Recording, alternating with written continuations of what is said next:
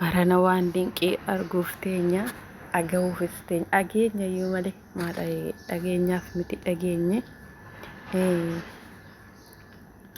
waa'ee mucaa biyya keenyaa kana uummanni Oromoo isheef jecha waca isheef jecha wallola isheef jecha hirriba isaa dhiisee halkan guutuu liivirra bula isheef jecha walitti bu'aa jiru garuu isheen immoo ganaa gadi baate dhiifama ji'aa gaafadhaa Oromoo tiballeessitaniittu jechaan ishee madeessitaniittu dhiifama jedhaa gaafadhaa akka haadha kootti na gargaartee mana akiimii keessattis na wajjiniin rakkachaa turtee jette.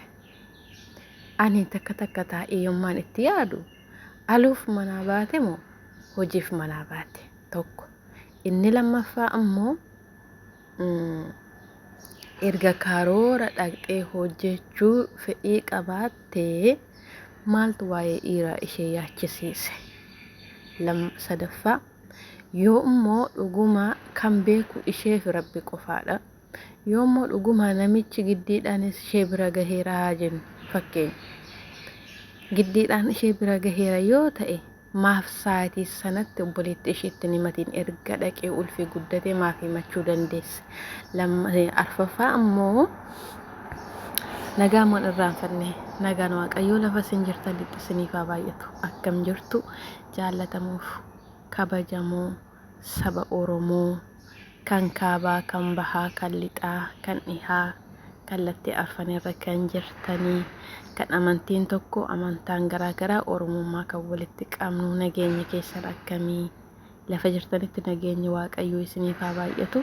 Yuutuubii koo sabskraayibii laayikii sheerii naa gochuu hin dagatinaa walaa guddisnu walaa jajjabeessinu isiniin jedha. Inni arfaffaa ammoo yoo immoo biyyatti ta'e namni garaatti nama hafuuyyuu hin wallaalu akkamitti. Lammaffaa inni ji'a ishee hafu maaf ji'a isaa dabarsee jetteetti yaaddu han ji'a lamaa fudhattee dhaqxeedhan erga kan ji'a lamaa fudhattee dhaqxee ta'e akka garaatti ishee hafee hoo beekti maal gochuu biyyaa bahuu dhaqxe. Biyya beerotiin keessa haadha isheetu jiramoo abbaa isheetu jiramoo obboleessa ishee jiramoo obboleetti ishee jiramoo ollaa isheetu jira. Biyya ormaa miti biyya ofii keessattuu namni itti seenanii fi namni fira ofiiti jedhanii lakkaawwatan iddoos qaba akkas qaba. Maaliif firuma ofii ta'e kan hamaa namaa yaadu baay'eetu jira. Fira ofii ta'e immoo gaarii kan namaaf yaadu baay'eetu jira.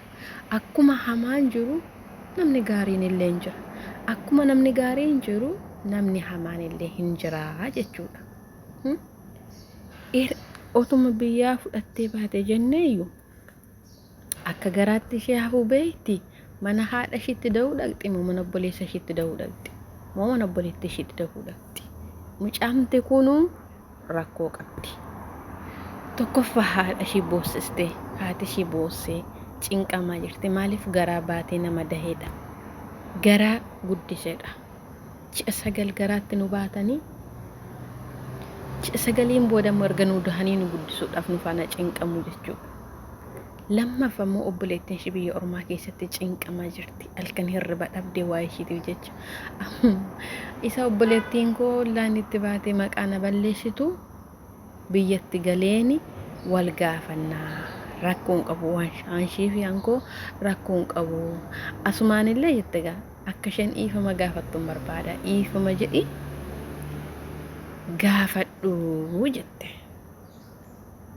Silaa osoo ana ta'e ani isheef jecha hirriban dhaba ani isheef jecha mataan kun cinqama biyya namaa keessatti gola namaa keessatti akkam deebitee tura rakkina ishiinatti himatte amma darbee namatti akka isheen gargaaramtuuf akka isheen achi baatuuf yaalii isheetii goonaan akkasumaan jetti. Dhugaa Rabbi isheen obboleettii kooti jedhee galagalee ishee ilaale otoon saaraa ta'ee jechuudha.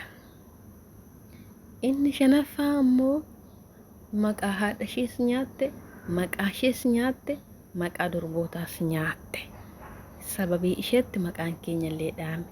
Amma gaa kana booda dhiirri tokko hin jira, dubartiin tokko sin jirti isheen biyyaa baate waa'ee biyya ormaa kanaa hin beeyne, akkanumatti mana teessee buna ishee callaltu, akkanumatti mana teessee biddeen haadha ishee biddeen abbaa ishee nyaattu karakkina hin beeyne. Durbi Oromoo immoo biyya arabaa deemte biyya arabaatti ulfoofte nuun jetti jechuudha. Maqaa ishiitti sinafne, maqaa haadha ishiitti sinafne, maqaa obboleettii ishiitti sinafne, maqaa keenyatti illee nafne nuti illee dabarre.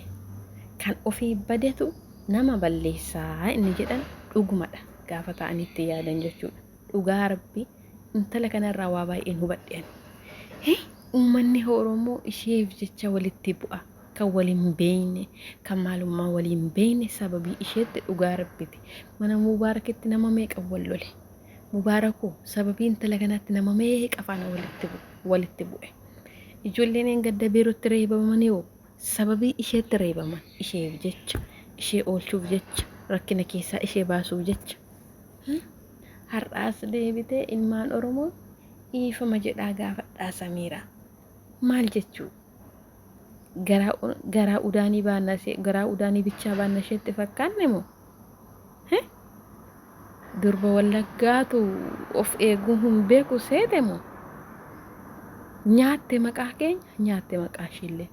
Maqaa abbaa ishiillee boolla keessatti obsiste.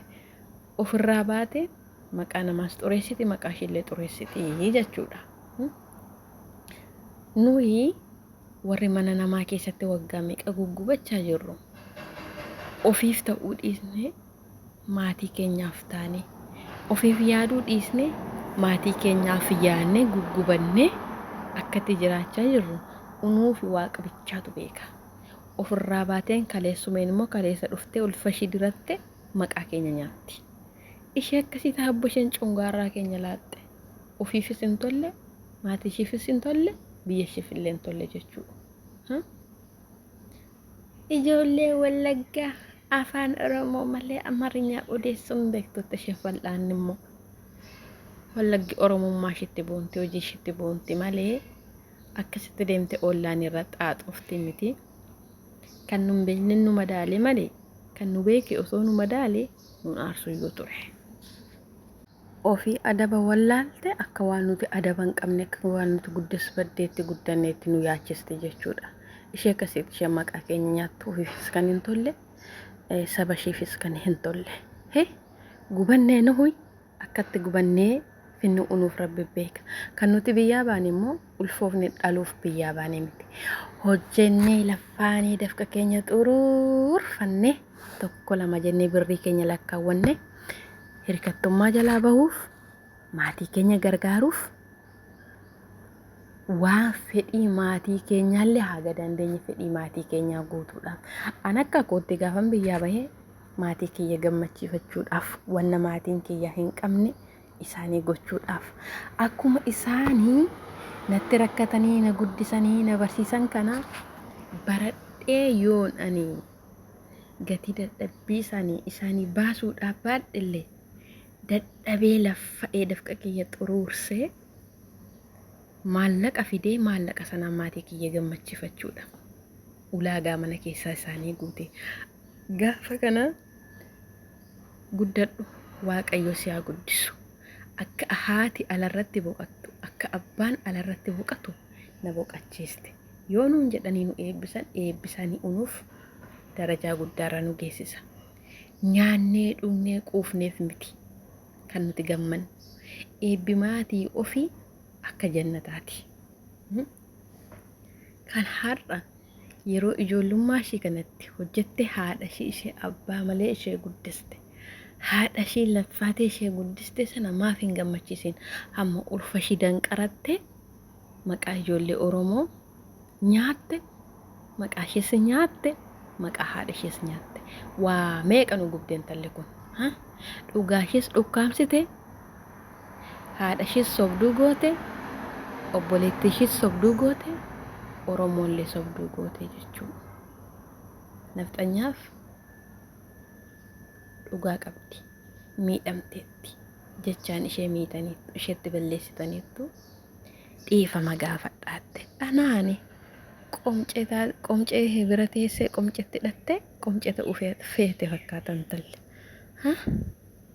maal jechuudha dhiifama gaafadhaa hummaa jettu Oromoo sakamtu gowwaadhaa gadi bahee dhiifama nu godhi giiftii godha kan miidhame ishee akka shagaxa namni Addis Ababa deemee fedhatee galuutti hangurgurame ishee kan isheef wallolu Oromoon sababii isheetti kan maali gadi bahee namni dhiifama gaafata isheen gurguratte doolaara ishee tokko lama jettee lakkaawwatte maatii ishees gargaarratte ofiis itti uffatte dhala ishees itti uffiste abbaa manaa ishee faana fataatte jiraatti isheen akka harreetti gurguramte diqaalaa ishees shaqqalatte har'a akka waan gaarummaa qabu miidiyaatti ol baate mucaa ishee baatatte kolfiti maaltu ishee gammachiisa ishee kolfisiisa sababii ishiittoo madoofne nuto dhugaa rabbi ani guyyaa 4 yoon hirriba rafeera ta'e guyyaa 4 akka sa'aatii Dubaayitti sa'aatii 5 rafe sa'aatii 5 ganama Allahu akbar oggaa jedhuun qaansaraa kotti ka'e dhugaan ishii bahaalaati dhugaan ishii argamaalaati intalli kun miidhama qabdi akka Oromoo tokkotti natti dhagahama an miidiyaa irratti beekamtiin qabaatiin iyyuu malee ani Oromoodha Oromoon akka kusanuu dhalattuun biyya koo hoggaa miidhamtu na quuqa na aarsa nama dhiisi hadurreefuu garaan na didanaan hadurreefuu garaan na dida isheen kun immoo itti balleessitee dhiittu dhiifama gaafadha itti haadha ishee deessee isheetti cinqamte isheetti madoofte sana dhiistee waa'een haadha isheetti dhagahamu maqaan haadha ishee inni badus isheetti dhagahamu ishee akka harreetti gabaa baastee warra jaratti ishee gurguratte dhiifama gaafadhatte osoo na ta'e